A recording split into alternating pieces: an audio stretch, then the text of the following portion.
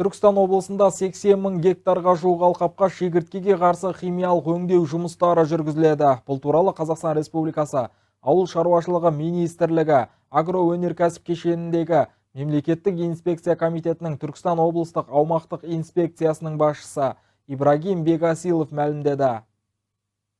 Былтыр облыс көлемінде үйірлі Марокко шегірткесіне қарсы 11.120 гектар және үйірлі Азиялық шегірткесіне қарсы 15.750 гектар алқапта химиялық препараттармен өңдеу жүргізілген болатын. Ал биыл облыс көлемінде үйірлі Марокко шегірткесіне қарсы 67.290 гектар және Азиялық шегірткеге қарсы 11.500 гектар алқапта химиялық өңдеу жұмыстары жүргізіледі, деді Ибрагим Бегасилов. Биылғы осы жоспар бойынша айта кетсек, 23 жылы облыс әкімдігінен облыс әкім өкімімен биыл штаб құрылды. Бірінші осы штабымыз облыс әкім орынбасарының қатысуымен штаб өткізілді. Бұған аудан әкімдері, жергілікті атқарушы органдар және инспекция жағынан осы келе жатқан өңдеу жұмыстар жүргізілді.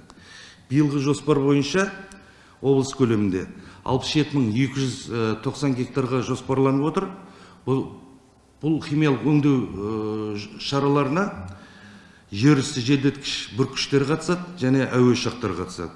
Атап айтқанда, Сарыағаш ауданы бойынша 15.380 гектарда 7 дана, Арыс қаласы бойынша 12.420 гектарда 6 дана, Бәйдібек, Келес, Қазғұрт, Ордабасы, Сауран, Төле би, Шардара аудандары бойынша 31.250 гектарда 14 дана жерүсті желдеткіш бүркіш техникалары жұмыс жүргізеді. Жерүсті бүркіштер соның ішінде 59.050 гектарға өңделетін болады биылғы жылы, ал әуемен 8.240 гектарға өңделетін болады. Атап айтсақ, биылғы жылы осы өңдеу жұмыстарына мердігерлер анықталған. Оған авиакомпания Дельта Юг жауапкершілік шектеу серіктестігі қатысады. 27 жерүсті техникасы және бір авиаұшақ қатысатын болады. Бір күндік нормасы 100 гектар.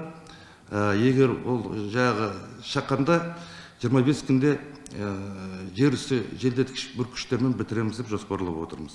Айта кетейік, биыл аса қауіпті үйірлі шегірткелерге қарсы химиялық өңдеу жұмыстары, фитосанитариялық іс-шаралар 10 ауданның 53 ауыл округтерінде жүргізілетін болады.